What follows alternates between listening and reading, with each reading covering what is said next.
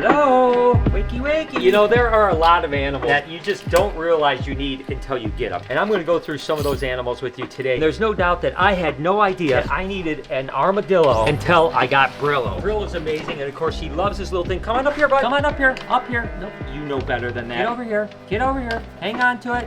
There you go, buddy. Of course, Brillo is a six-banded armadillo from South America. There he goes. Now he's like, all right, Dad, I'm back up. You can feed me all you want. See how smart he is? It is such a cool animal. And of course, these are actually little Missouri treats. It's a vegetarian type of treat. Like we feed our tortoises and everything like that. What happened was Jay, the entertainer, actually said that he had a friend that produced Brillo. He was like, you guys should get another mammal. We had Drogo. Hey, you should get an armadillo. And I'm like, an armadillo? And I've seen the three bandits. They're not that cool. They curl up. They're not very personable. I was like, you know, that's okay. And by the way, let's go find Brillo. He ran off on us. Come on, Brillo. Where'd he go? He's gone. He might be in the birthday party room. Aha. See, of course, this is where we do all the events with him. So he knows, like, he's coming here and he's gonna get a treat. Come on, buddy. Up. Up, up, up, up, up.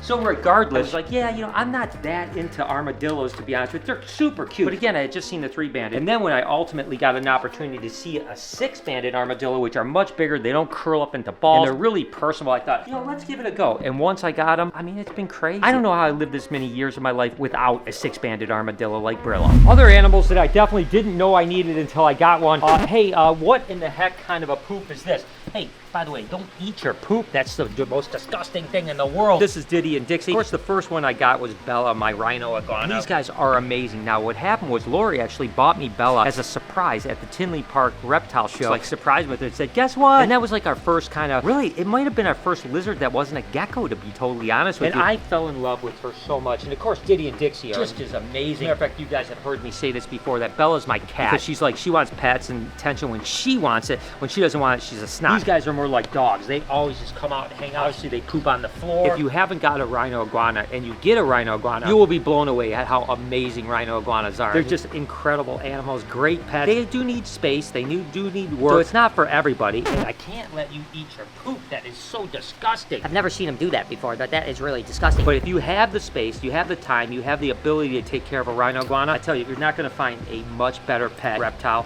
than a rhino iguana. One of the things that I never knew I needed until I got it was actually Mike. Yeah.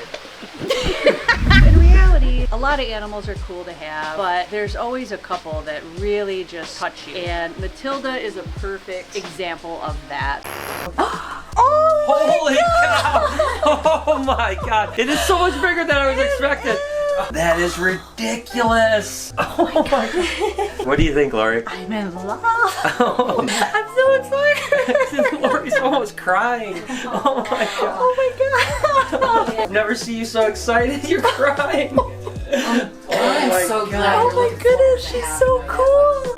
I always respected and always thought these animals were so amazing. And the few times I got to actually interact with them at like zoos or private collections. But when we got Matilda, it was so much more than I ever thought it was gonna be. She is just so amazing and such a cool creature that really, really just stole my heart from the beginning and continues to do it every day.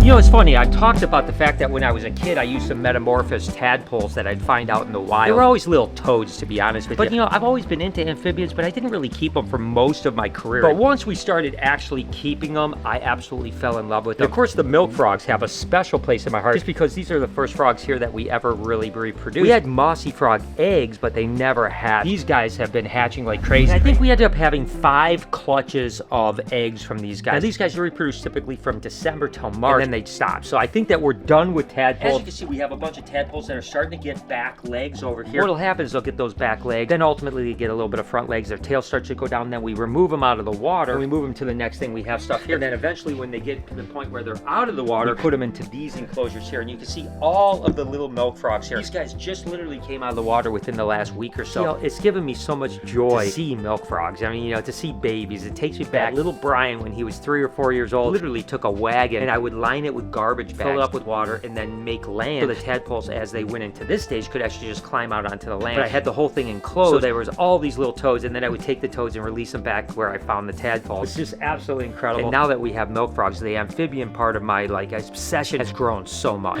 I miss those days. Me too. Tyson, I don't know what my life would be without this little turd nugget. I love him so much. I'm very excited for when he does get bigger, but when we did get him, he was like the size of a dime. And now he's got a little bit of weight to him, even though it doesn't look like he's getting bigger. I promise you he is. He's still eating like a champ. He's gonna try to bite my finger right now. But I remember when we first got this little thing, we thought he was gonna be so much bigger, and he was squeaky. I've never even imagined owning a box turtle. I never thought I would. I mean, I guess he's not technically mine, but he's mine, you know? Now that we have him, I'm very happy that we do. I mean, just look how cute he is. I love him. And then there's, of course, Vlad, the legless lizard. Now, I told you guys that for some reason they kind of freaked me out before. And it's kind of weird because a lot of people feel that way. It's interesting, they'll handle snakes, you know, like look at Jay. I mean, he's absolutely freaked out by Vlad. They'll handle snakes, but then when it comes to a legless lizard, it's just different. And it's because they move different, they kind of act different. But the good news is I love getting animals that I'm a little freaked out by and then learning about them and actually starting to absolutely fall in love with them. Again, this is a legless lizard, sometimes called a European glass lizard. This guy has eyelids. His tongue is not like forked like a snake. His mouth can only open so much. He has external ears, and of course he has this very long tail. The actual tail starts right here. Whereas a snake, if it was a snake, it would start way down here. So those are the fundamental differences between legless lizards and snakes. But I'm so glad that I've gotten Vlad because I've gotten over kind of my fear of an animal that I should have never feared in the first part. He is super cool. You know, when I got Salt, the albino alligator, there was no doubt that I wanted to get an albino alligator. I've told the story before. There's a guy named Don Cade. He was brokering all the albino alligators from the Louisiana nest that was producing albinos every single year. And I made the mention when Hurricane Andrew came through, it basically must have displaced those heterozygous adults that were laying the nest every year. So after Hurricane Andrew, no more albinos were produced in the wild. But there were quite a few of them that were in the farm. So he was actually brokering them. And at the time, it was just like, why do I need an albino alligator, right? I was breeding snakes. I didn't have any space for it. I didn't end up getting one, but from that day on, I was always like, oh my gosh, I hope one day I can get an albino alligator. So when we got Salt, I mean, it was a no-brainer, and she's just amazing, and she still is amazing. But what's interesting is I didn't know that I need a second one like Freya, because we wanted to have one that's small like this, that's a little bit more easy to handle. Again, she's not the tamest animal, but she certainly is a good animal, and she's getting better and better all the time. So she's gonna definitely chill out. Do I need one albino alligator? Sure. Do I need a second one? Absolutely. So this is a representation of a group of animals that I didn't know that I was gonna like working with so much. Geckos, or more specifically, this is a Saracenoran gecko. They have like a lot of character, but they're very like small, kind of like a easier thing to kind of care for, but no, I don't know what I'm trying to say. Hold on, let me organize my thoughts. I have a hole in my brain, so. I like how she has a 6-pack on her back. Amy one time pointed out it looks like cow nipples, and I couldn't agree more. He's got a red nose just like you.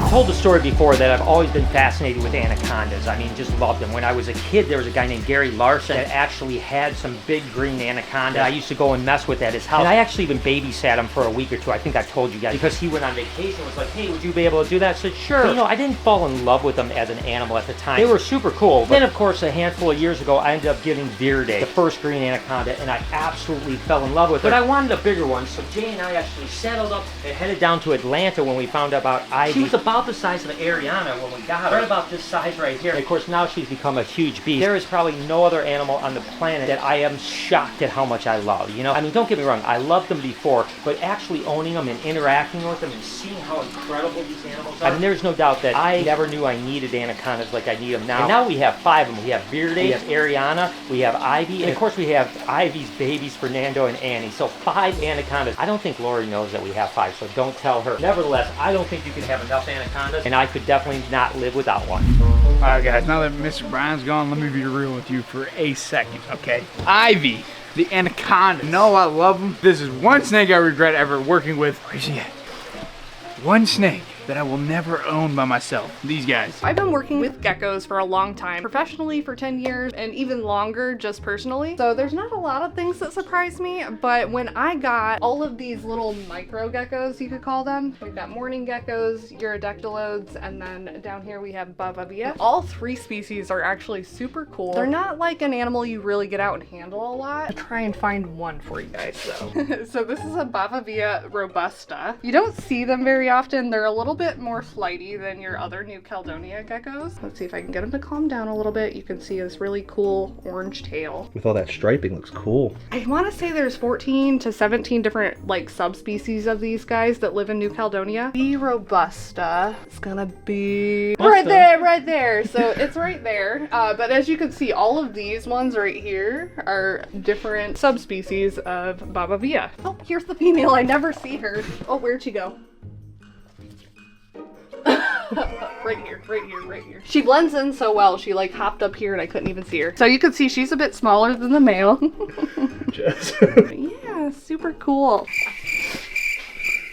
You know, Shakira the Chuckwalla is an animal that we added about 1.5 years or so ago, and I've always loved, you know, I love all reptiles, you guys know, I love all animals for that matter, but I really did always love Chuckwallas, but I hadn't really thought that I would ever even own one, to be honest with you. I thought they're really cool looking. I love that kind of orange, beautiful tail, and some of them can get pretty big, and they kind of look a little bit like a Euromastix. They're just a very unique animal, typically very chill, very good animal ambassador. So when we ended up getting Shakira, I really started to fall in love with Chuckwallas because they're just so much cooler than I expected them to be. Now, they need it warm. They come from the southwest part of the United States, and they literally will bask in 130, 140 degree desert heat. So you have to have a really hot spot. If you touch her like this, it's almost like a little bit of a heating pad. It's so amazing. They really retain the heat, and obviously the color and everything else really aids to that too. So Chuckwallas definitely are an animal that I didn't ever know I needed until I got one, and now I certainly know that I need Shakira. Well, this one kind of threw me through a loop because as a child, I always wanted a bearded dragon. I mean, look at this stunning animal. One of those animals that you see so much personality. They're like the puppy dogs of the reptile world. It's kind of interesting though, because once I started working with more bearded dragons here, I realized they're kind of a lot of work to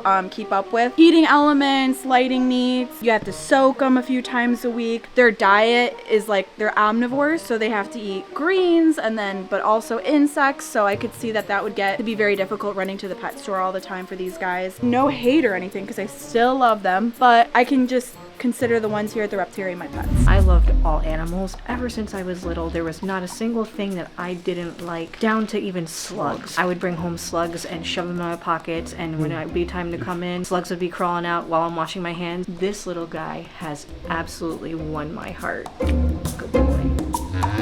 Drogo and I have built such a cool bond. He comes down every morning now and he investigates all of my bracelets. He loves touching my hands. This boy has me pegged for training now. He's training me to feed him. The other day he started touching my hands, like taking his little claws and tapping me right in the hand. And he's been doing this frequently now, so I've been trying to see exactly what he wants. I would try different foods, he'd ignore them, and then I would figure out that he wants me to hand feed him all the time. He asks for his pellet food. He's actually telling me what he wants. We're developing a language with each other. Yeah, there's definitely no chance I could imagine my life without Drogo now that he's been in it. He's just such a cool guy.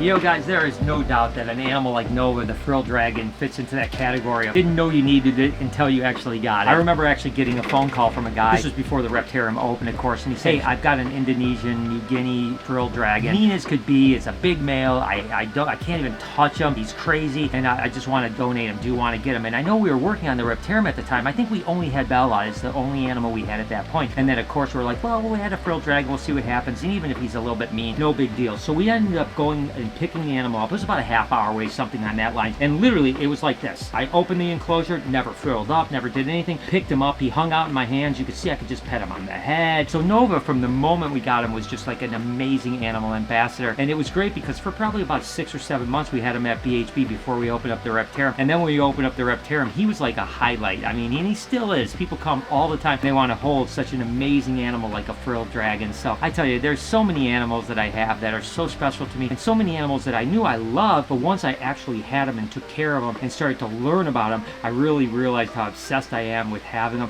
And that goes for really almost every animal I keep. Hope you guys enjoyed today's video. If you did, there's a playlist that you can watch all kinds of videos. You can also hit that subscription button. It would mean a lot to me. Also, hit that like button while you're down there. Have a wonderful day, Reptile Army. Don't eat your poop. That's the most disgusting thing in the world.